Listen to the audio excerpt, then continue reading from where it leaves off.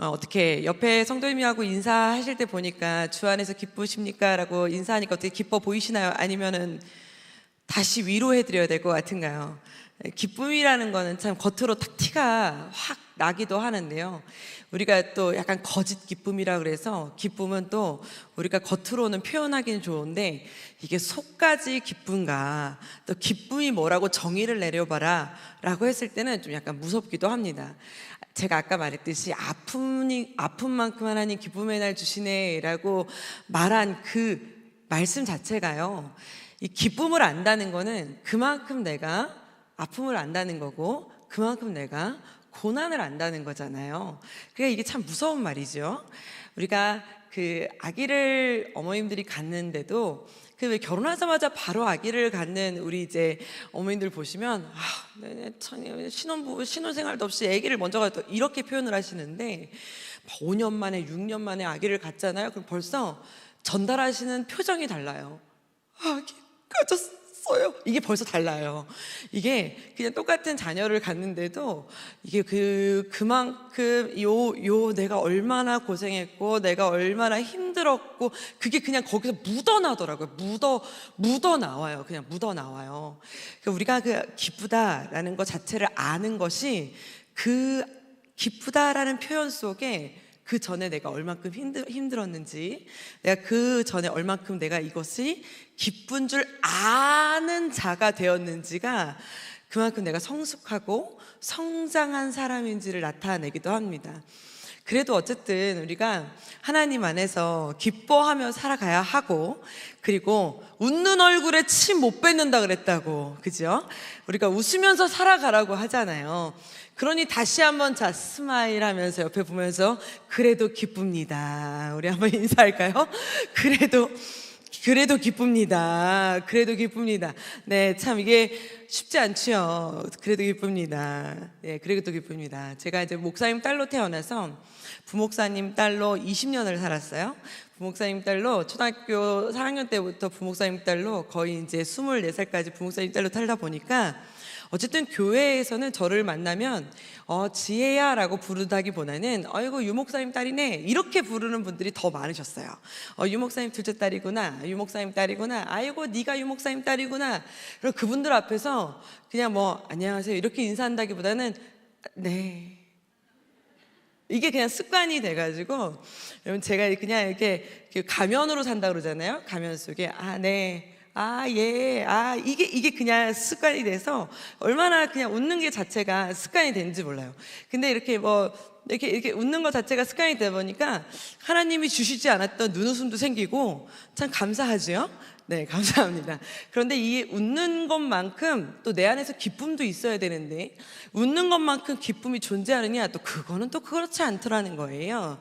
그런데 하나님은 오늘 우리에게 말씀하시는데, 우리가 1년 동안 우리에게 계속적으로 말씀하시는 하나님의 성품을 닮아가라, 그리고 하나님의 성품을 소유하라 라고 말씀하시며 우리가 거의 끝까지 왔잖아요. 이 끝까지 왔는데 하나님은 우리에게 말씀하시는 이 성품 중에 뭐라고 말씀하시냐면 오늘 본문 말씀입니다. 우리 한번 읽어볼까요? 큰 소리로 시작. 주 안에서 항상 기뻐하라. 내가 다시 말하노니 뭐라 하라고요? 기뻐하라 라고 말씀하고 계시는 거예요. 그러니까 너 그냥 웃어라 정도 수준이 아니라요, 항상 기뻐하라 라고 말씀하고 계시는 거예요. 그냥 기쁨하고 정도하고 수준이 다르고요, 기뻐하라가요 명령어로 나와 있어요. 그것도 그냥 기쁨도 아니고요, 무슨 기쁨이래요? 항상 기쁨이래. 항상.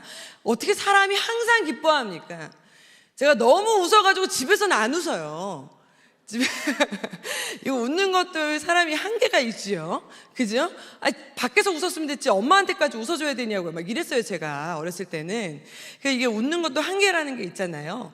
그러니까 이게 기쁨도 한계라는 게 있을 텐데, 하나님이 여기서 말씀하시는 게 뭐냐면 주 안에서 항상 기뻐해야지가 아니라 하라예요. 하라. 누구나 다. 그런데 이 말을 하고 있는 바울은 지금 이 말을 쓰고 있는 여기 지금 상황이 어디 상황인지 우리가 너무 잘 알잖아요. 이 바울이 어디에서 이 말을 하고 있습니까? 감옥에서. 그것도 우리 지난번 금요철에 오신 그 교수님이 그렇게 열심히 설명을 하셨잖아요. 이 감옥이 우리가 생각하는 그냥 그 정도의 그냥 콘크리트 바닥의 그런 감옥이 아니라 처참하게 이루 말할 수 없는 그런 감옥이라고요. 그러니까 그러한 곳에서 갇혀 있으면서 하는 말, 그리고 자기를 걱정하면서 당신을 위해 기도하는 자들에게 하는 말이 뭐냐면, 나 괜찮아, 이게 아니라 주 안에서 항상 기뻐하라 라고 이 말을 전하고 있다는 겁니다. 그러니까 여기서 말하고 있는 이 기쁨은 우리가 생각하는 단순한 이 쾌락, 그냥 유머, 그냥 하하하하 이 정도 수준의 그냥 이 재미, 이 정도의 밝음, 이걸 뛰어넘는 기쁨이라는 거예요. 그래서 제가 도대체 사람이 어떻게 이렇게 매일같이 기뻐할 수 있을까를 생각할 수 있었고, 또 이거를 왜 이렇게까지 주 안에서 항상 기뻐해야 되는가를 생각해 보기 시작했어요. 여러분, 이러한 말씀을 우리 뭐 청소년 친구들이나 아니면 약간 고학년 친구들한테 말씀을 전하잖아요. 그럼 사실 그 친구들한테는 와닿지 않는 이야기인 거예요. 그러니까 이 친구들 항상 뭐라고 물어보냐면요, 왜요? 라는 질문을 굉장히 많이 해요. 왜요? 그래도 이제 어르신들은 우리 주 안에서 항상 기뻐하시길 축복합니다. 그러면 아멘이라도 해주시잖아요. 아멘. 뭐 믿든지 아니 믿든지 아멘. 그러니까 서로가 힘이라도 나잖아요. 근데 이 아이들은 뭐라 그러냐면, 왜요? 왜 굳이 기뻐해야 되는데요? 뭐 기뻐한다고 뭐 떡이 나와요? 뭐 기뻐한다고 뭐 성적이 올라가요? 뭐 기뻐한다고 뭐가 나와요? 막 이렇게 되묻습니다. 그럼 사실 저도 묻고 싶은 거예요. 하나님한테. 하나님, 왜 기뻐해야 되나요? 왜 내가 그렇게까지, 내가 감옥에 있으면서까지, 내가 그렇게 억울한 상황에 놓여 있으면서까지, 내가 그렇게 고난을 당하면서까지, 내가 모든 걸 다 잃어가면서까지 내가 왜 기뻐해야 합니까? 내가 그냥 복음을 얻었어. 그래, 구원으로 아멘이지. 근데 내가 왜 이렇게 슬퍼하면서까지, 내가 이렇게 모든 걸 아파하면서까지 하나님 왜 기뻐해야 하고, 왜 이걸 기뻐하라고까지 전달해야 합니까? 라고 내가 되묻고 싶은 거예요. 그런데 여러분, 우리가 너무나 잘 알잖아요. 그냥 일반적인 상식으로도 이 기쁨이라는 정서가 우리의 신체의 건강까지도 좌우한다는 거예요. 그래서 제가 그냥 완전 일반적인 상식을 한번 찾아봤어요. 우리 기쁨, 그냥 우리가 갖는 그냥 기쁨이라고 했을 때, 내가 기뻐할 때와 기뻐하지 않을 때, 사람이 좀 기쁨이 있을 때와 기쁨이 없을 때, 그 기쁨을 간직한 자와 기쁨을 간직하지 않은 자들의 삶의 태도, 뭐 그러한 삶의 자세, 약간 이런 거 있잖아요. 이런 걸 좀 제가 찾아봤어요. 사실은 그래서 제가 오늘 기쁨 지수를 나타내는 그 테스트지를 여기다가 갖다 놓고, 여러분들 기쁨은 지금 몇 점입니다를 먼저 좀 알려드리고 시작하려고 그랬어요. 그래서 자, 손 들어보시죠. 30점, 50점 이렇게.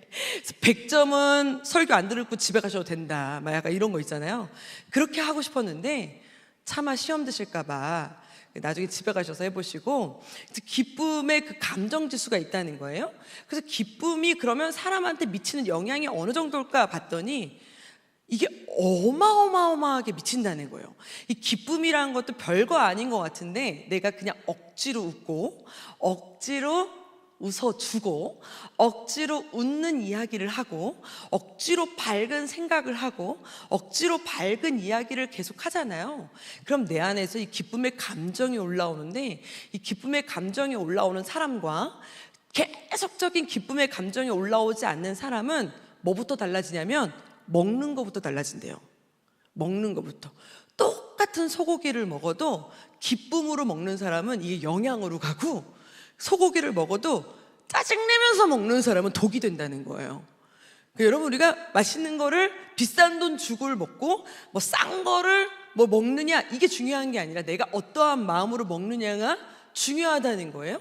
그래서 내가 이거를, 내가 기쁨이 계속 간직하면 피로, 뭐 감기, 뭐 스트레스, 이런 것들이 남들보다 좀 더 적게 오는데, 제가 이거 테스트지를 갖고 왔었어야 되는데 여러분들이 눈이 지금 에이 살아봐라, 난 안 그렇더라, 뭐 차가운 바람 쐬면 감기 걸리더라, 지금 이런 눈으로 지금 저를 쳐다보시는데, 아니 그러니까 네이버에 검색 좀 해보시고 이렇게 해보면 여러분들 그 병원에 가보시면 의사분들이 항상 하는 말이 있잖아요. 뭐라고 그래요? 스트레스 관리하시고요.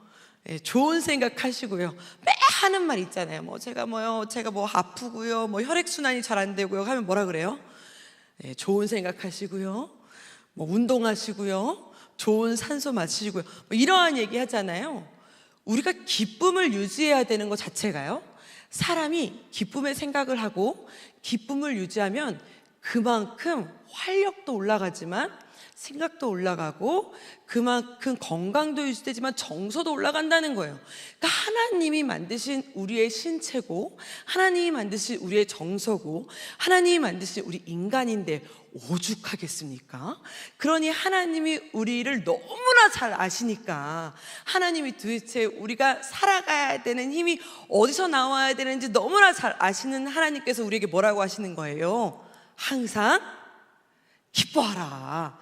하나님이 우리를 너무나 잘 아셔서 그 말씀을 하시는 거예요. 그래서 오늘 느헤미야의 말씀에 보면 8장 10절에 보면 뭐라고 나오냐면 뒷절을 보면 이렇게 나와요. 우리 한번 읽어볼까요? 큰 소리로 시작.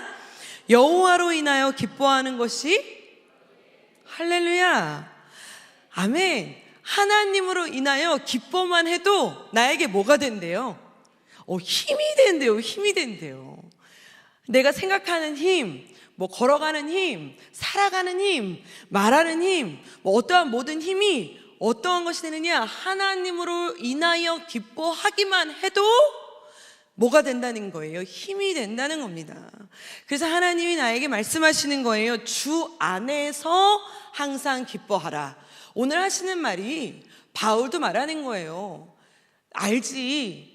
감옥 가운데 있는 거 알지. 억울한 거 알지. 눈으로 보면 내가 지금 놓여있는 방바닥을 보면 내가 손에 잡혀있는 걸 보면 내가 지금 처해 있는 상황을 보면 기뻐할 수 없는 거 알지. 그러니까 여기 전제 조건이 딸려 있잖아요. 뭐라고 말씀하고 계세요? 주 안에서. 그래서 오늘 말씀에도 여호와로 인하여 할렐루야. 그래서 그냥 기쁨으로는 우리가 너무 짧게 간다는 겁니다. 그래서 우리가 그냥 기준을 삼는 것이 환경으로 인해서 기쁨을 가지려고 그러고 상황으로 인해서 사람으로 인해서 기쁨을 가지려고 그러면 그게 무너지거나 환경이 무너지거나 사람이 무너지거나 내 조건이 무너지거나 내가 바라보던 것이 그냥 무너져 버리면 기쁨도 뭐 해버려요? 사라져 버려요. 그러나 영원하신 하나님은 무소부재하신 하나님은 전지전능하신 하나님은 사라지지 않아요. 할렐루야. 그러니 하나님으로 기준을 갖고 하나님으로 기쁨을 회복하셔서 하나님으로 영원한 기쁨을 갖고 살아가시는 저와 여러분들 되시기를 축복합니다. 이것을 깨닫고 알아가는 훈련이 바로 우리가 1년 동안 가져간 하나님의 성품으로 하나하나 장착해 나아간 하나님의 사람으로 살아간 하나님의 기쁨의 삶이에요. 믿는 줄 믿습니다. 아멘. 이게 하나님만 바라보며 살아가는 사람이에요. 여러분 생각해 보세요. 처음에는 엄마 아빠가 없으면 그렇게 막 차지러지게 울어요. 얼마나 우는지 몰라요. 하나님이 엄마 아빠가 없으면 엄마 아빠가 없다고 막 내가 혼자 놓여진 것 같아가지고 막 자지러지게 울어요. 그런데 점점 성장하고 점점 자라나고 점점 내 스스로 할 수 있는 게 놓여지고 점점 내가 학습되어지고 내가 성품이 자라나는 것처럼 내 믿음도 자라나면 내 환경에 고난이 조금 있어요. 아픔이 있어요. 갈라짐이 있어요. 그렇다고 해서 내가 그렇게 쉽게 좌절하지 않아요. 내가 그렇게 쉽게 막 그 아기 때처럼 떼쓰지 않아요. 막 엄마 없다고 막 세상 떠나갈 것처럼 그렇게 모든 걸 놓은 것처럼 그렇게 자지러지지 않아요. 이제는 엄마가 없어도 조금 있으면 돌아오시겠구나 하고 혼자서 뭐 해야 돼요? 저녁을 먹어야지요. 이젠 그럴 수 있어요. 이젠 뭐 할 수 있어요?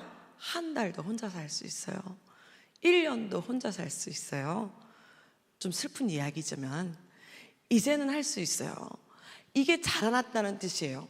믿음이 자라고 성장하면 처음에 눈에 보이는 엄마 아빠가 없으면 막 자지러지게 울지만 내가 성장하고 내 안에서 성품이 성장하고 내 안에서 믿음이 성장하면 내 놓여있는 환경은 외롭고 쓸쓸하고 나 혼자 이걸 다 이겨나가야 될 것만 같고 문제를 풀어야 될 것만 같고 막 이 모든 것들을 내가 혼자 헤쳐나가야 될 것만 같은데 할 수 있어요.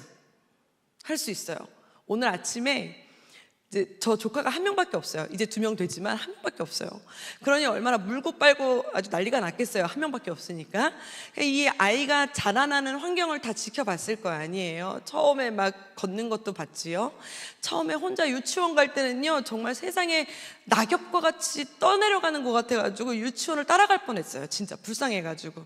근데 초등학교 들어갈 때는 제가 막 초등학교 6학년 아이들을 다 때릴 뻔했어요.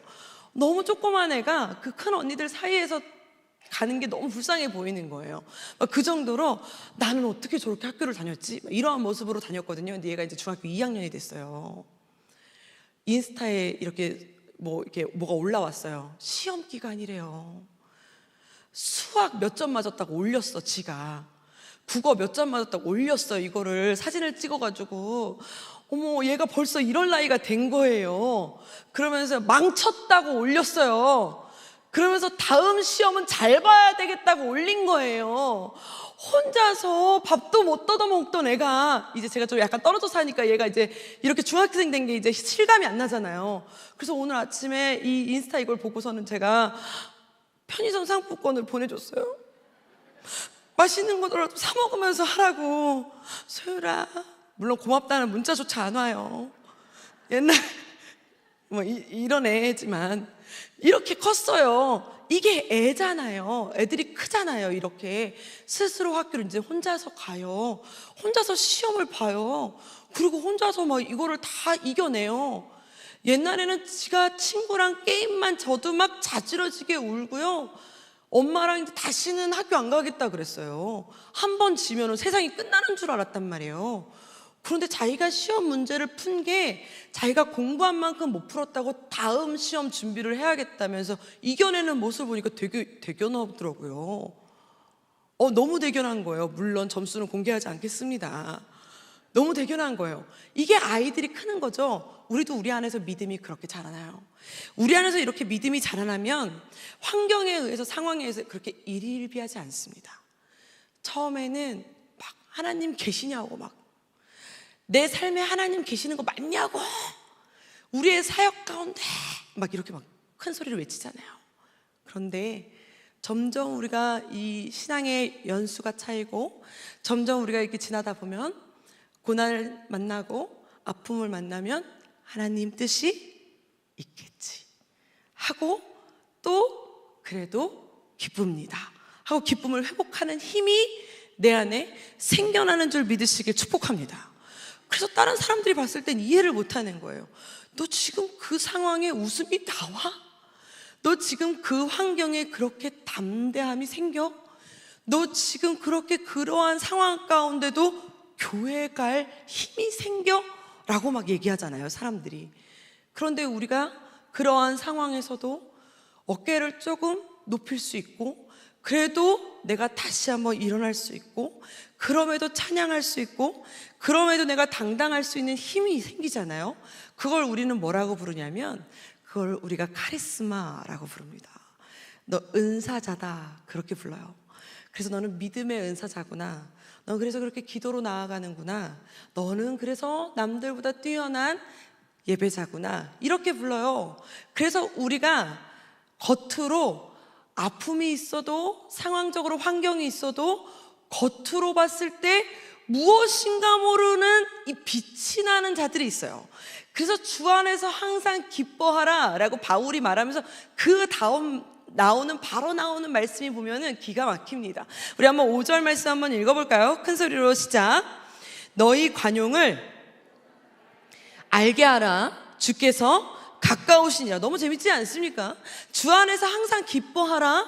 다시 말하노니 기뻐하라 라고 말씀하시더니 하나님이 거기서 이어서 나오는 말이 뭐냐면 너희 관용을 모든 사람에게 알게 하라가 붙어져 있어요.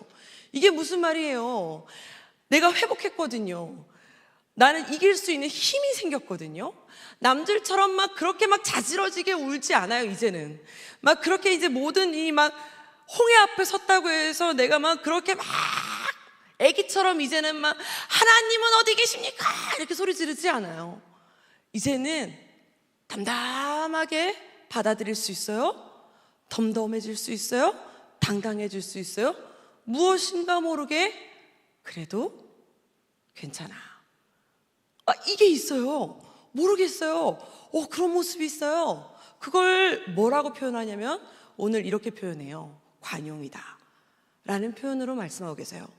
그래서 그렇게 자라난 자들은, 믿음으로 한 단계 더 올라선 자들은, 하나님 안에서 더 성숙된 자들은 관용을 보여주는 삶을 살 수밖에 없다라고 오늘 말씀하고 계시는 거예요. 그래서 오늘 말씀에 보면 오늘 뭐라고 나오냐면, 다시 한번 5절 말씀 그 색깔 글씨 그 앞에를 한번 볼까요? 앞절을 한번 보면 다시 한번 읽어볼까요? 너희 관용을 모든 사람에게 어떻게 하라고 나오고 있어요? 알게 하라라고 나오고 있어요. 그냥 관용을, 내가 관용을 가져라가 아니라 나의 이 관용을 내 주변에 있는 사람에게 알게 하라라고 말하는 거예요. 이게 뭐예요? 나의 이 덤덤함이, 나의 이 당당함이 일일비하지 않는 이 모습이 다른 사람을 통해서 알게 하라라고 오늘 말씀하고 계시는 거예요. 여러분들이 잘 아시는 것처럼 왜 요즘 이렇게 상담학, 심리학, 갈등 해소법 하면 라포포트 대화법, 여러분들이 잘 이렇게 하면 모르지만 왜 그런 거 있잖아요. 예전에 무한도전에서 무한상사에서요, 왜 정준하랑 박명수랑 나와가지고 이런 대화를 한 적 있어요. 무슨 말만 해도 그 말만 해라. 그렇구나. 그렇구나. 이 말 하라고 했던, 혹시 기억이 잘 안 나시죠? 하여튼 그런 얘기가 있어요. 그러니까 하여튼 당사자의 이야기를 좀 들어주고, 일단 들어주고 그 사람 입장에서 먼저 이야기를 들어줘라, 이 말이에요. 그래서 갈등 해소법이 먼저 첫 번째가 상대방을 이해하는 거다라고 이야기해요. 그러니까 여기서 말하는 게 뭐냐면, 먼저 다 우리가 얘기하는 거예요. 이렇게 갈등 해소를 먼저 한다는 거죠. 다 듣고 있으면 그렇구나, 괜찮아 이렇게 한다는 겁니다. 괜찮아. 우리가 주 안에서 기뻐하라, 다시 말하면 기뻐하라 라고 말하는 것은 내 안에서 어떠한 문제 속에 그 문제보다 더 크신 하나님을 나는 믿어요. 할렐루야. 아무리 내가 홍해 앞에 섰을지라도, 내가 여리고 성 앞에 섰을지라도, 내가 나사로와 같은 형제를 뒀을지라도 그 모든 상황보다 뛰어나신 살아계신 하나님을 나는 확신합니다. 할렐루야. 그러기에 나는 뭐 하고 있는 거예요? 그러니까 아멘입니다. 그러니까 하나님만 믿습니다. 그래서 다시 하나님이 어떡할 겁니까? 이거 왜 이렇습니까가 아니라, 그래서 다시 무릎으로 나아갑니다. 그래서 다시 예배로 하나님 앞에 나아갑니다. 이렇게 나아가는 자들이 우리가 뭐라고 본다는 거예요? 관용으로 사람들 앞에 보여지는 삶으로 나아간다는 겁니다. 여러분, 우리가 왜 너무 불안을 부추기는 사람이 있는가 하면, 아니면 너무 좋은 것도 너무 막 부추기는 사람이 있어요. 막 슬픔도 너무 막 부추기는 사람이 있어요. 막 힘듦도 너무 부추기는 사람이 있어요. 내가 약간 이렇게 힘든 얘기를 살짝 했는데도 옆에서 부추기는 사람이 있는가 하면, 내가 무슨 얘기를 했는데 다 듣고 나서 그래도 괜찮아, 하나님이 함께 하셔, 이러한 얘기를 하는 게 있어요. 여러분, 오늘 말씀 보니까 이게 무슨 말이냐면 그러한 말입니다. 여러분들이 여러 가지 힘든 이야기를 해요. 내가 너무 힘들었어, 너무 짜증났어, 너무 속상했어. 근데 그 당사자가 다 듣더니, 그랬어? 아주 그냥 죽여버리자 그냥, 이렇게 얘기하면 속이 시원하실 것 같잖아요. 근데 사람들은 있잖아요, 그걸 다 안다는 거예요. 얘나 나나 도찐 개찐이구만, 이걸 안다는 거예요. 근데 막 다 듣더니, 가만히 듣더니, 그래도 하나님 안에서 우리 다시 한번 기도하자, 우리 하나님 안에서 다시 한번 기쁨으로 회복하자, 이렇게 얘기하면 순간 뭐라는 거야? 이 사람이 답답할지는 모르지만 사람은 믿음의 사람은 우리가 모르기는 몰라도 우리 안에서는 하나님의 나라를 이루고자 하는 그 마음 안에 조금의 근성이 있다는 거예요. 그래서 우리가 티는 내진 않아도 막 얘기할 때 열받았어. 그럼 같이 막 열을 받고, 그래, 야, 열받지. 야, 내가 같이 가서 욕해줄게. 야, 머리끄댕이 내가 잡아줘. 야, 멱살을 내가 잡아줘. 이런 사람한테는 나중에 가서는 얘기를 더 안 하지만, 얘기를 막 하고 나면, 다 듣고 나면 같이 기도해 줄게. 같이 예배 드릴까? 앞자리로 같이 나아가자. 내가 같이 금식해 줄게. 그래도 하나님 안에서 기쁨으로 회복해야지 하면 처음에는 댕 맞은 것 같지만 속 안에서 마음으로는 뭐라고 한다는 거예요? 이 사람이 나보다는 한 수 위구나. 이러한 마음이 들어서 다시는 내가 나를 부추기는 사람한테는 찾아가진 않아도, 그래, 나에게 선한 영향력을 주고 나에게 좋은 영향력을 주는 이 사람에게 가서 내가 아픈 이야기를 하고 슬픈 이야기를 해야지 하고 찾아가는 내 마음의 선함이 존재한다는 겁니다. 그래서 여러분, 너희의 관용을 모두에게 알게 하라에 붙어있는 말이 기가 막히는 말씀이 하나 더 있잖아요. 우리 한번 5절 말씀 뒷절이에요. 우리 한번 읽어볼까요? 5절 말씀 다시 한번 큰 소리로 시작. 너희 관용을 알게 하라. 그러면서 뭐라 그래요? 할렐루야. 모든 사람에게 나의 관용을 알게 하면 주께서 가까우니라가 여기에 붙어 있어요. 무슨 말이에요? 관용을 알게 하는 자에게 그 자리가 하나님 나라가 될 줄 믿으시길 축복합니다. 다른 게 하나님 나라가 아니에요. 우리 하나님 나라 죽어서 갈게요. 물론 죽어서 가는 곳이 하나님 나라입니다. 그런데 궁극적인 이유는 내가 있는 곳부터가 하나님 나라가 돼야 될 줄 믿으시길 축복합니다. 나 스스로도 하나님 나라가 되지 않는데 내가 누구를 전도하고, 내가 누구를 리더하고, 내가 누구를 공동체를 세우고, 내가 어떤 교회를 이끕니까? 나 스스로도 기쁘지 않고, 우리가 저 하늘에는 눈물이 없네, 저 하늘에는 기쁨만 있네, 그래도 기뻐하지 않는 자가 무슨 기쁨을 논하고 무슨 영향력을 끼칩니까? 내 안에서 기쁨이 회복한 사람만이 하나님의 나라를 전할 수 있고, 관용을 베푼 자만이 둘이 하나님 나라가 이루어지고, 거기서 셋이 하나님 나라가 이루어지고, 그 안에서 하나님 나라의 공동체가 이루어지고, 그 교회가 하나님 나라가 이루어지는 교회가 될 줄 믿으시길 축복합니다. 하나님 나라는 죽어서만 가는 곳이 아닙니다. 내가 있는 곳에서부터 하나님 나라가 세워지고, 내가 만나는 자들에게 하나님 나라를 관용을 베푸는 곳에서부터 하나님 나라를 보여주고, 그리고 하나님 나라를 세워가는 삶, 그 삶이 그래도 내가 남들보다 조금 더 기도한다고 하는 사람이 베풀어야 되는 삶이고, 내가 남들보다 조금 더 믿음 생활한다고 하는 사람이 이끌어야 되는 삶이며, 내가 남들보다 조금 더 리더의 자리에 있는 사람이라고 하는 사람이 이끌어야 되는 삶이 하나님 나라 관용을 베풀며 나아가야 되는 삶인 줄 믿으시길 축복합니다. 그러니 여러분, 오늘 주 안에서 항상 기뻐하라는 그냥 해도 되고 안 해도 되는 그냥 적당히 수준의 문제가 아닙니다. 이거는 여러분들이 스스로가 하나님 나라를 이룰 수 있느냐 없느냐의 문제입니다.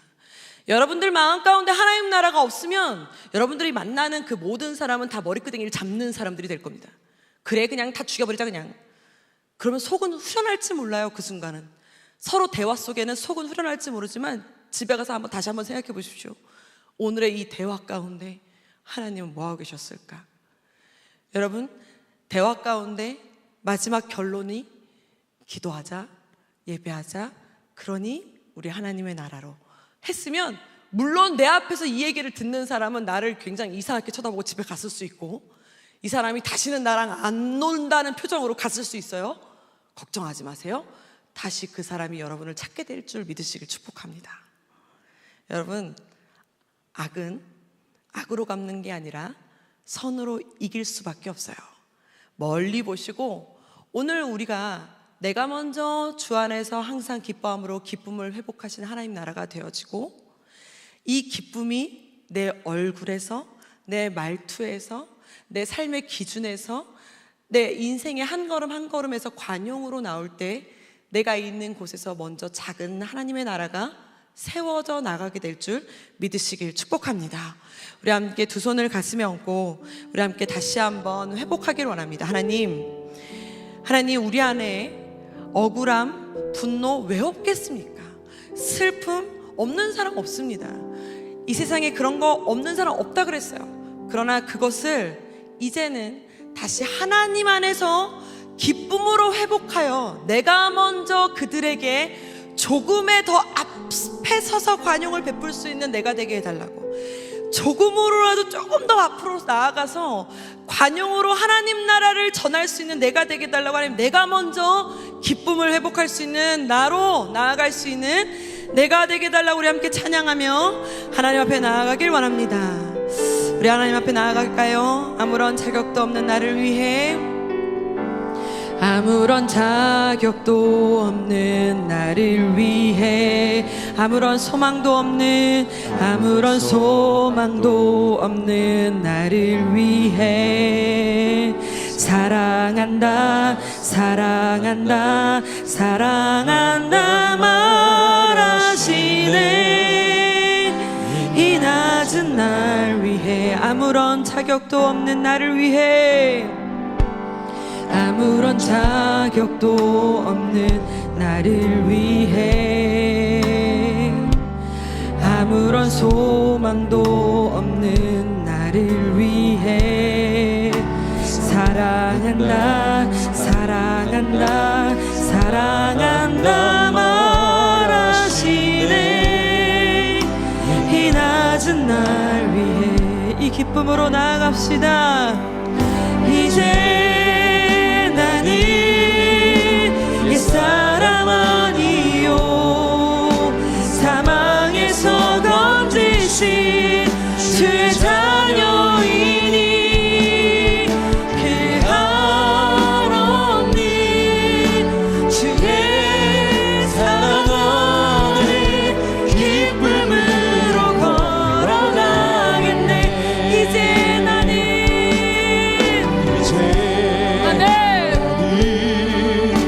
옛사람 아니요, 사망에서 건지신 주의 자녀이니.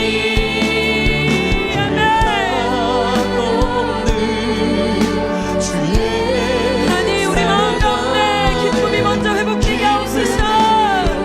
다시 한번 우리 두 손을 높이 들고 고백할까요? 이제 나는 옛사람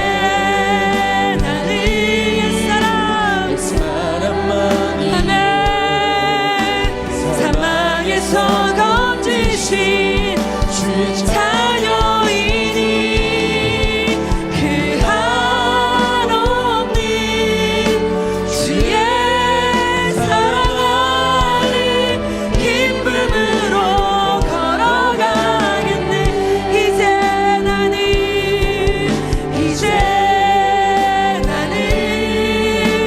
옛사람 아니요, 사망에서 건지신 주의 자녀이니,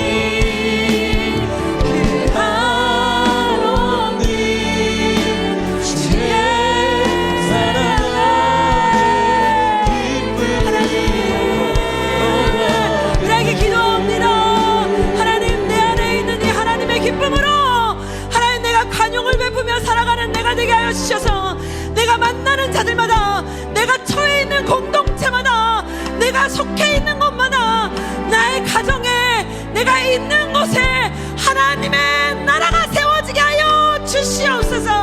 하나님, 나를 주님의 축복의 통로로 마음껏 사용되어질 수 있도록 주여 나를 먼저 회복시켜 주시옵소서. 우리 주여 한번 부르며 기도하며 나아갑시다. 주여,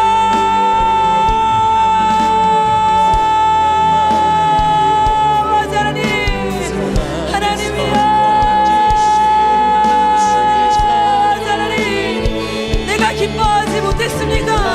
하나님,